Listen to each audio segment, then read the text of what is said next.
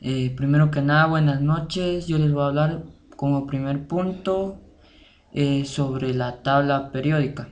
Como primer punto les hablaré sobre los elementos en desorden.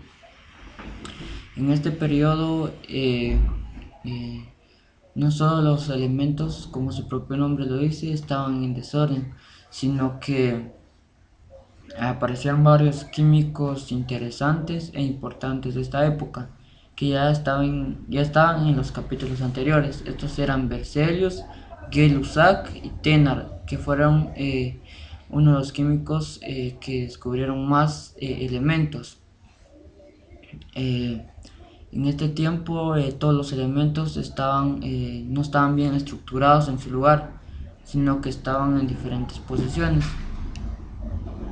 Eh, Como también les voy a hablar sobre que en este tiempo aparecieron los elementos gaseosos, nitrógeno, hidrógeno, oxígeno y cloro, habían sido descubiertos todos ellos en el siglo XVIII. Y lo mismo los metales cobalto, platino, níquel, manganeso, tungsteno, molibdeno, uranio, titanio y cromo. En la primera década del siglo XIX se añadieron a la lista no menos de 14 elementos. Davy había aislado al menos 6 por medio de la electrólisis. Gay-Lussac y Thénard habían sido aislados boro, Voltan había sido para paladio y rodio.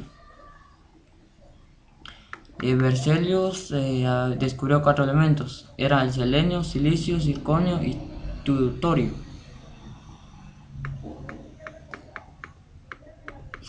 Eh, También yo leí que el número era demasiado grande para no inquietar a los químicos. Los elementos variaban extensamente en sus propiedades y parecían existir poco orden entre ellos. Los químicos decían, ¿cuántos más descubriremos? ¿O cuántos miles podrían ser? Los químicos se desesperaban porque eran bastantes elementos y costaban encontrarles su apariencia física, que era cómo estaban estructurados. Eh, también También apareció Canizaro, que había adoptado un trabajo con su compatriota Avogadro. Comprendió que la hipótesis de Avogadro podía utilizarse para distinguir entre peso atómico y peso molecular de los elementos gaseosos importantes, y que esta distinción serviría para aclarar la cuestión de los pesos atómicos de los elementos en general. Ahora vamos con la organización de los elementos. En este tiempo, como su propio nombre lo dice, ya tenían más o menos la filosofía de cómo iban a estar ordenados cada elemento. Ya estaban más o menos estructurados cada uno en su lugar. Apareció en 1864 el químico inglés John Alexander Newlands. Ordenó los elementos conocidos según sus pesos atómicos crecientes y observó que esta ordenación también colocaba a las propiedades de los elementos en un orden al menos parcial. Así que el potasio quedó cerca del sodio. Newlands llamó a esto ley de octavas. En música 7 notas forman una octava. Yo pienso que le puso ley de octavas porque cada una de las filas la constituye 8 elementos. Pero más éxito tuvo el químico alemán Julius Lothar Meyer. Consideró el volumen ocupado por determinados pesos fijos de los diversos elementos en tales condiciones. Eh, También por eso el hidrógeno es el primero de la tabla por su estructura molecular, ya que tiene menores átomos y moléculas, porque también tiene el peso atómico más bajo que los demás. Eh, También apareció Mendeleev, que atacó las cuestiones de un punto de vista de la valencia. Observó que los primeros elementos de la lista mostraban un cambio progresivo en sus valencias, es decir, que el hidrógeno tenía una valencia 1, el litio 1, berilio 2, el boro 3, el carbono 4 y así se iban. Y empezó a estudiar esto sobre la valencia. Por otra parte, también apareció rellenando los huecos, donde, como lo dicen, cada parte de la tabla periódica donde no solo hacían falta, sino que necesitaban encontrar más elementos. En estos espacios colocaron los siguientes elementos. También apareció un gran químico llamado de Alemania llamado Joseph von Fraunhofer. Estaba experimentando los excelentes prismas que él mismo fabricaba. Hacía que la luz pasase primero a través de una rendija y a continuación a través de sus prismas triangulares de vidrio. Halló que la luz formaba un espectro de colores cruzado por una serie de líneas oscuras. Contó unas 600 de estas líneas, anotando cuidadosamente sus posiciones.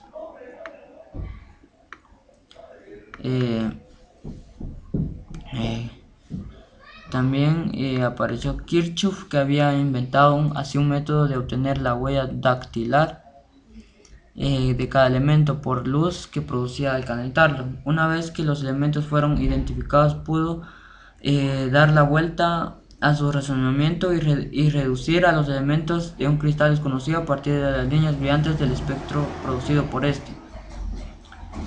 Apareció también el espectroscopio. Se usó para mostrar que el Sol, así como las estrellas y el material gaseoso interestelar, estaba formado por elementos idénticos a los de la Tierra.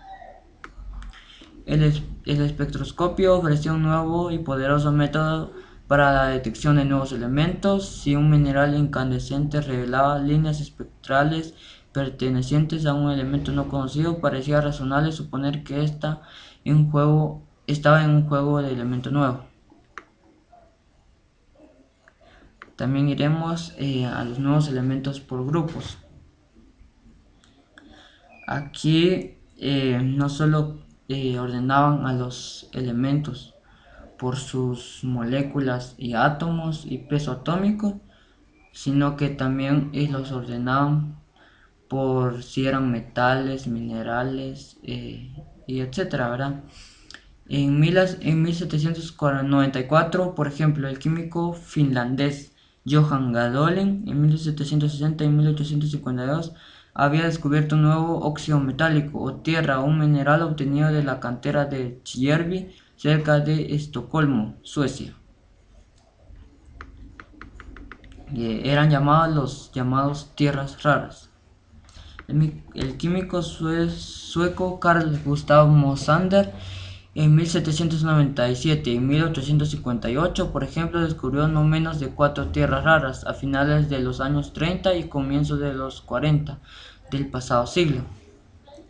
Eran el lantano, el erbio, terbio y didimio.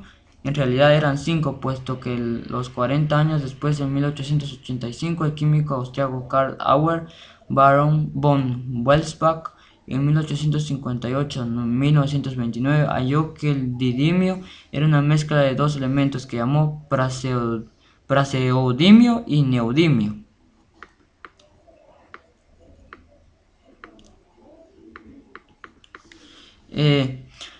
También se trataba de consecuencias de un nuevo gas más denso que el nitrógeno, que constituía alrededor de 1 por 1000 del volumen de la atmósfera.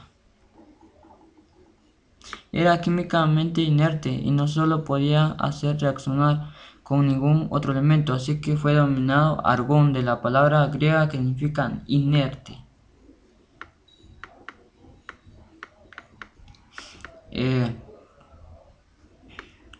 También en 1898 Ramsay hirvió el líquido cuidadosamente buscando muestras de gases inertes que él esperaba burbujeasen. Primero encontró 3 que llamó neón, criptón oculto y xenón extranjero. Los gases inertes fueron considerados al principio como una mera curiosidad de interés solamente para químicos encerrados en su torre de marfil, pero investigaciones que comenzaron en 1910, el químico francés Georges Claude en 1870 mostró que una corriente eléctrica forzada a través de ciertos gases como el neón producía una luz suave y coloreada. Esto fue todo de la tabla periódica, y lo que aprendí fue que eh, empezaron a investigar varios elementos, descubrieron su estructura molecular, los átomos, los dividieron en cada parte por grupos, ya que eran minerales, metales, etc. Muchas gracias y hasta la próxima.